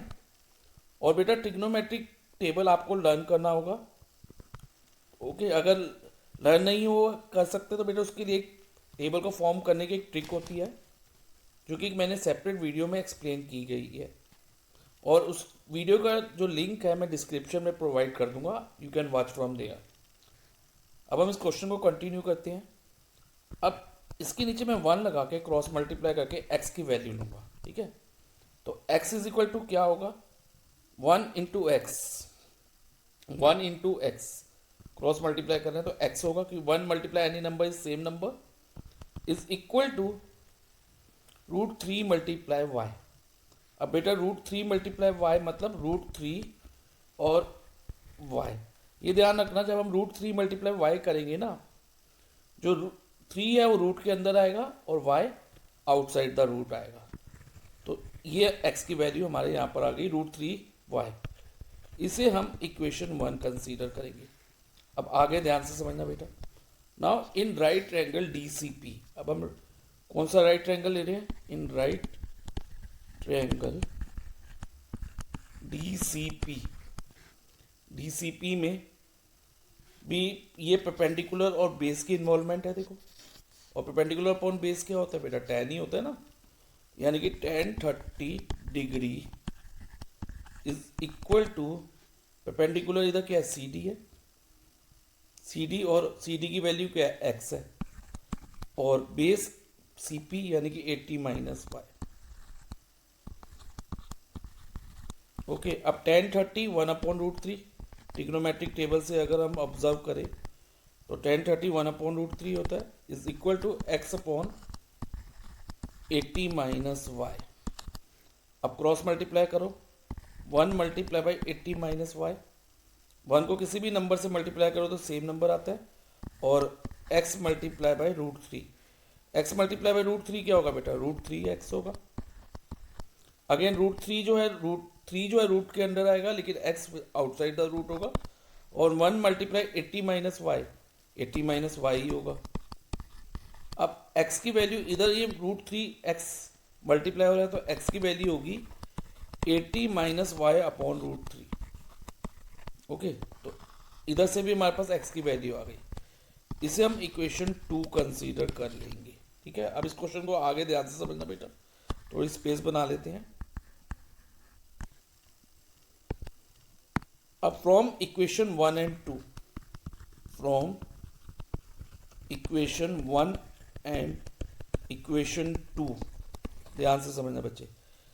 इधर भी x की वैल्यू हमें दी है √3y और इधर x की वैल्यू दी है 80 माइनस वाई अपॉन √3, यानी कि दोनों इक्वेशन का LHS सेम है, तो RHS भी इक्वल होना चाहिए। अगर LHS इक्वल है तो RHS भी हम इक्वल लिख सकते हैं। तो फ्रॉम इक्वेशन 1 एंड 2 हम कह सकते हैं कि √3y is equal to 80 minus y upon √3। Okay, अब अगेन क्रॉस मल्टीप्लाई कराओ। जब हम इसको इससे मल्टीप्लाई करते हैं √3y इंटू √3, तो देखो क्या मिलता है हमें। अब √3y इंटू √3y जब हम करेंगे तो हम √3 इंटू √3 करेंगे, और √3 इंटू √3 क्या होगा बेटा, ध्यान से समझना, √9, और √9 square root of 9 is 3, so √3 into √3 को हम 3 भी लिख सकते हैं, तो ये हो जाएगा 3y। अब 1 इंटू 80 माइनस वाई करो, 80 माइनस वाई इंटू 1 को किसी भी नंबर से मल्टीप्लाई करो तो we get the same number, तो इधर हो जाएगा 80 माइनस वाई। अब बेटा आगे ध्यान से समझना, अब जो ये माइनस वाई है 3y के साथ जाके प्लस वाई हो जाएगा, 3y plus y is equal to 80 हो जाएगा। और this implies that 4y is equal to 80, और y की वैल्यू क्या होगी बेटा, 80 अपॉन 4, तो y हो गया 20। तो अब हमारे पास y की वैल्यू 20 आ गई, यानी कि डिस्टेंस BP तो 20 मीटर हो गया डिस्टेंस BP, और डिस्टेंस CP क्या होगा 80 माइनस वाई, यानी कि 80 माइनस 20 60 मीटर। तो इसको हम यहाँ लिख देते हैं आंसर को। तो स्टेटमेंट बनाएंगे बेटा, डिस्टेंस, थोड़ी स्पेस बना लेते हैं,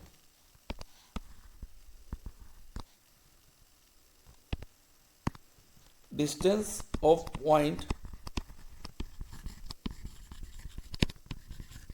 P फ्रॉम फर्स्ट पोल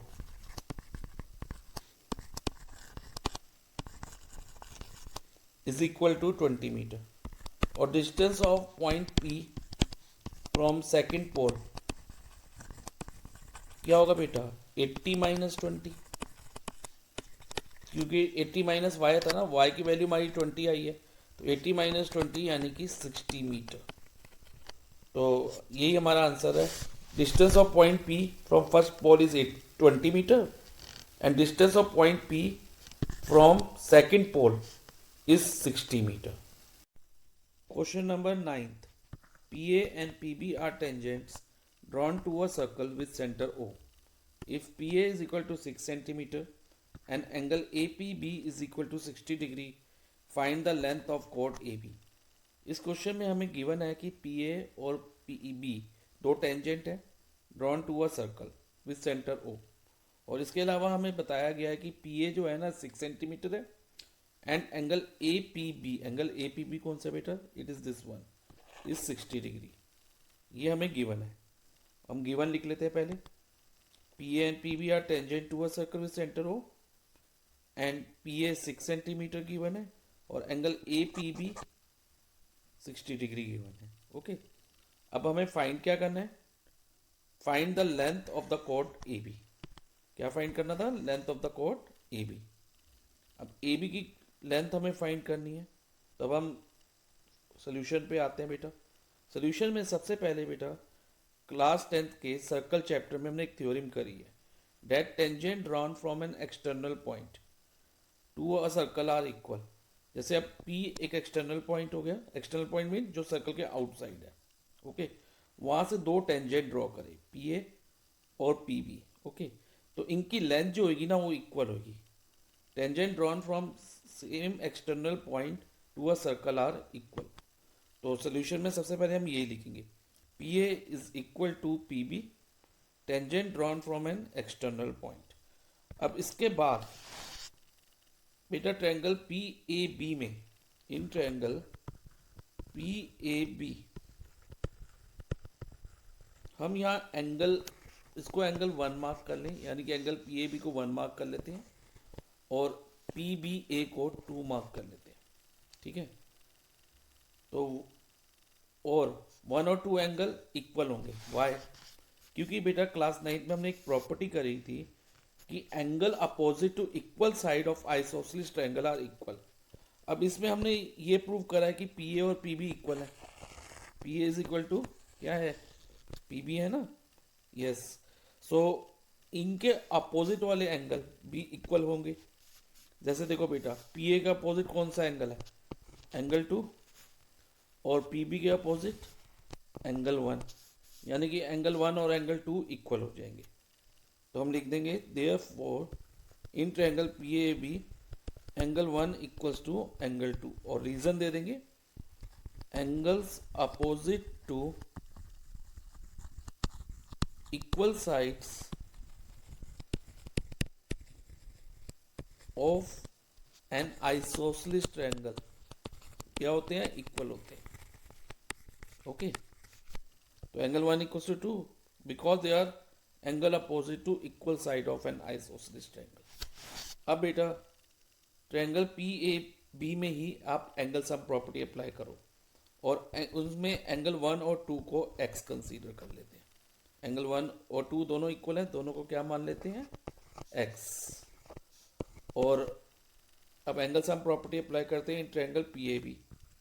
तो हम लिखेंगे सबसे पहले angle APB plus angle 1 plus angle 2 is equal to 180 degree, angle sum property of triangle, fine. अब नेक्स्ट देखो क्या होगा, APB हमें कितना गिवन है, 60 डिग्री, और एंगल 1 और 2 इक्वल है, तो दोनों को हमने क्या ज्यूम कर लिया, x is equal to 180 degree. अब बेटा x प्लस एक्स क्या होंगे, इधर x के आगे कुछ नहीं है 1, इस x के आगे भी कुछ नहीं है तो 1, तो 60 1x plus 1x makes 2x is equal to 180 degree, और 2x क्या होगा, 180 में से 60 को हम सब्ट्रैक्ट करा देंगे, 180 माइनस 60 हो जाएगा 2x। अब इसको आगे सॉल्व करो बेटा, तो 2x is equal to 180 minus 60 क्या बना, 120, और x की वैल्यू क्या हुई, इधर 2 मल्टीप्लाई बाई एक्स है, और हमने अगर x की वैल्यू निकालनी है तो हम क्या करेंगे, 120 डिवाइडेड बाई 2 कर देंगे, क्योंकि इधर मल्टीप्लाई है तो इधर ये डिवाइजर में आ जाएगा और ये कट हो जाएगा। तो x की वैल्यू कितनी होगी बेटा, 60 डिग्री। अब हम अपना कंक्लूजन पार्ट में आज पहुंचने वाले हैं। अब देखो बेटा, एंगल APB भी 60 डिग्री था और x की वैल्यू हमारी 60 आई, यानी कि एंगल 1 और 2 भी 60 डिग्री हो गए। तो हम कह सकते हैं कि angle APB equal to angle 1 equal to angle 2 equal to x, यानी कि 60। तो ट्रायंगल PAB की तीनों एंगल, ऑल 3 एंगल कितने डिग्री हो गए, 60 डिग्री हो गए। तो जब ये 60 हो गए तो ये क्या माने जाते हैं, जब ऑल 3 एंगल्स इक्वल हो किसी भी ट्रायंगल में, तो that triangle is consider as equilateral triangle. तो हम कहेंगे triangle PAB is an equilateral triangle, equilateral triangle, जब ये इक्विलेटरल ट्रायंगल हो गया तो उसकी ऑल थ्री साइड भी इक्वल होनी चाहिए। अब पी ए तो हमें 6 दी थी, तो इससे क्या होगा, ए बी भी 6 सेंटीमीटर हो जाएगी और इवन पी बी भी 6 सेंटीमीटर हो जाएगी, तीनों साइड इक्वल हो जाएंगी ना। यस। सो अब हम लिख देंगे A B is equal to P A is equal to P B, क्योंकि ये इक्विलेटरल ट्रायंगल है। तो पी ए हमें 6 दी थी, तो पी बी भी कितनी होगी बेटा, 6 सेंटीमीटर। ए बी भी 6 सेंटीमीटर होगी, पी बी भी 6 होगी। सो फाइनली हम लिख देंगे जो हमें फाइंड करना था, क्या फाइंड करना था, length of the chord A B. So length of the chord A B is 6 centimetre. Question number 10, the sum of the squares of three positive numbers that are consecutive multiples of 5 is 725. Find three numbers. इस question में हमें कहा गया है कि sum of the square of three positive number, three positive number है, उनका square करें और स्क्वायर करने के बाद उन तीनों नंबर को ऐड करें तो हमें 725 मिलता है। और वो नंबर है क्या, ये भी समझो बेटा। They are the consecutive multiples of 5। Consecutive multiples of 5 का मतलब है 5 के मल्टीपल्स हैं जो लगातार आ रहे हैं। मान लो मैं अगर 15 से स्टार्ट करूं मल्टीपल, तो पहला मल्टीपल 15 होगा, नेक्स्ट मल्टीपल जो उसके बाद आएगा 5 का, 15 5 के टेबल में आता ना। Yes sir. तो सेकंड मल्टीपल 20 और थर्ड मल्टीपल 25। तो इस तरह से मल्टीपल्स हैं। अब देखो बेटा, ये जो 15 है कैसे बना है, 5 इंटू 3 करके। सपोज में ये एग्जाम्पल नहीं है बेटा, ये आंसर नहीं है, ये एग्जाम्पल नहीं है। 5 इंटू 3, तो इसको हम, और 20 कैसे बना है, 5 इंटू 4, और 25 कैसे आया है, 5 इंटू 5 25। अब देखो बेटा, ये 5 तो सेम है, सेम कांस्टेंट है, चेंज कहाँ आ रहा है, 3 4 और 5 में आ रहा है ना। तो जब भी हम मल्टीपल्स को एज्यूम करेंगे ना, तो हम कैसे करेंगे, पहला मल्टीपल ले लेंगे 5x, यानी कि जैसे कि मैंने 3 की जगह इधर x ले लिया। ओके। दूसरा मल्टीपल लेंगे ब्रैकेट 5 इंटू ब्रैकेट में x प्लस 1। देखो 3 प्लस 1 4, तो यानी कि x प्लस 1। अगर इधर 3 की जगह x है तो इधर, लेकिन इधर 4 है तो 3 प्लस 1 4 है, तो इधर x है तो x plus 1, 5 into x plus 1। और third multiple 5 in bracket x plus 2। ठीक है, जैसे 3 है इधर तो 3 प्लस 2 5। तो हम मल्टीपल इस तरह से एज्यूम करेंगे। तो 3 required numbers are, 3 required numbers कौन से होंगे, फर्स्ट होगा 5x, second 5 into x plus 1 and 5 into x plus 2। ये मल्टीपल्स ऑफ 5 हो गए। अब क्वेश्चन में क्या लिखा है, the sum of the square of three positive numbers. अब तीनों पॉजिटिव नंबर का स्क्वायर करो और उनका सम ले लो, सम यानी कि प्लस कर दो इन तीनों के स्क्वायर्स को। तो what you will get, you will get 725। ये क्वेश्चन में हमें गिवन है। तो सो अकॉर्डिंग टू क्वेश्चन हम लिखेंगे 5x whole square plus 5 into x plus 1 whole square plus 5 into x plus 2 whole square is equal to 725। Okay, ये हमारी equation बन गई। अब हम इसको क्वाड्रेटिक इक्वेशन में रिड्यूस करेंगे इस इक्वेशन को। देखो कैसे करेंगे, ध्यान से समझना बेटा। सबसे पहले 5x का होल स्क्वायर हमें दिया है ना, तो ये पावर 2 है ना, 5 के साथ भी जाएगी और x के साथ भी जाएगी। जब ये 5 के साथ जाएगी तो ये 5 स्क्वायर हो जाएगा, और 5 स्क्वायर मीन्स 5 मल्टीप्लाई 5 25। तो ये बन जाएगा 25x स्क्वायर। और इधर ये जो पावर 2 है 5 के साथ भी जाएगी और x प्लस 1 के साथ भी जाएगी। जब ये 5 के साथ जाएगी तो अगेन इधर 25 आ जाएगा और x प्लस 1 का होल स्क्वायर हो जाएगा। सिमिलरली इधर भी ये जो पावर 2 है, पहले 5 के साथ लगाएंगे तो उसको 25 और plus x plus 2 whole square is equal to 725। अब नेक्स्ट स्टेप देखो बेटा क्या होगा। अब इन तीन टर्म में आपको क्या कॉमन दिख रहा है? 25 सेम है ना, ध्यान से देखो 25 तीनों टर्म्स में कॉमन है, तो हम ये 25 को कॉमन ले लेते हैं और ब्रैकेट में क्या रहेगा? एक्स स्क्वायर, एक स्क्वायर ब्रैकेट बना देते हैं क्योंकि इधर भी ब्रैकेट है हमारे पास, एक्स प्लस 1 होल स्क्वायर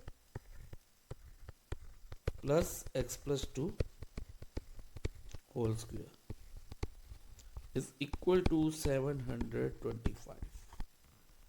अब नेक्स्ट स्टेप क्या होगा बेटा? देखो अब ये 25 मल्टीप्लाई है ना, यहाँ ये 725 के नीचे आ जाएगा यानी कि डिवाइजर में आ जाएगा। तो हमारी इक्वेशन क्या होगी? X square plus x plus 1 whole square plus x plus 2 whole square is equal to 725 divided by 25। अब देखो बेटा एक्स स्क्वायर को एक्स स्क्वायर लिख दो और इधर बेटा एक्स प्लस 1 होल स्क्वायर किस फॉर्म में है? A plus b whole square की फॉर्म में है ना, और a plus b whole square क्या होता है? A square plus 2ab plus B square होता है। ओके, तो और इधर ए की जगह एक्स है और बी की जगह 1 है, तो हम इस आइडेंटिटी में वैल्यू डालते हैं। तो x square plus 2 into x 2x into 1 plus 1 square, ये एक ब्रैकेट में आ जाएगा इसका आंसर। अब दूसरी ब्रैकेट में क्या होगा बेटा? x प्लस 2 का होल स्क्वायर है, सेम आइडेंटिटी लगेगी, इधर x की जगह a की जगह x होगा, तो x square plus 2 into a B, तो 2x इंटू 2ab के लिए साथ में प्लस 2 स्क्वायर हो जाएगा इज इक्वल टू 725 को अगर हम 25 से डिवाइड करते हैं तो हमें 29 मिलता है इज इक्वल टू 29। अब बेटा इधर आएगा एक्स स्क्वायर और ये ब्रैकेट ओपन कर दो, एक्स स्क्वायर और 2x इंटू 1 क्या लिख सकते हैं? 2x लिख देंगे, ब्रैकेट ओपन भी कर दो, साथ साथ सॉल्व भी करते जाओ। 1 का स्क्वायर 1 हो गया प्लस एक्स स्क्वायर और इधर क्या होगा? 2x into 2 4x plus 4x और 2 का square plus 4 is equal to 29। अब बेटा देखो ध्यान से, x square plus x square plus x square, 3x square है, तो ये बन जाएगा हमारा 3x स्क्वायर। और उसके अलावा इधर हमारे पास है 2x और इधर है 4x, 2x प्लस 4x क्या बनेगा? 6x, x वाली टर्म। अब कांस्टेंट टर्म कौन सी है? 1 plus 1 plus 4, 1 plus 4 5, constant term 5 है इज इक्वल टू 29। अब जो ये प्लस 29 है ना, RHS में है, इसको हम LHS में शिफ्ट कर देंगे तो इक्वेशन कुछ इस तरह की बन जाएगी, 6x plus 5 minus 29 is equal to 0। So 3x square plus 6x minus 24 is equal to 0।